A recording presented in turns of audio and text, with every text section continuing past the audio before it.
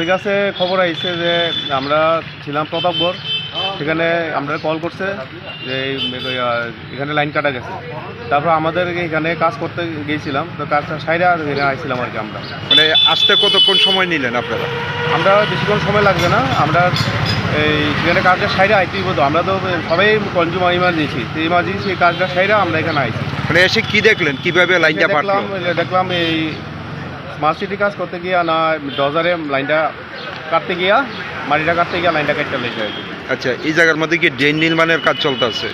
Drain নির্মাণের কাজই চলছে, কারণ সব দিকে স্মার্ট সিটি কাজ চলছে।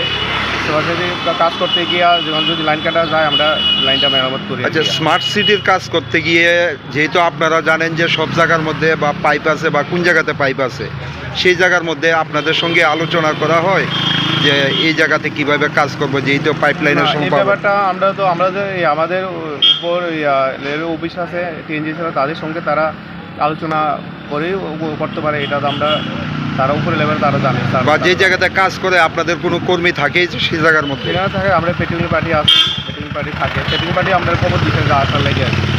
এই জায়গাটার নাম কি? এর নাম উমেশপুরের সামনে আর কি। আপনারা কোন জায়গার, মানে কোন কিসের স্টাফ? আমরা নর্থ জোনের।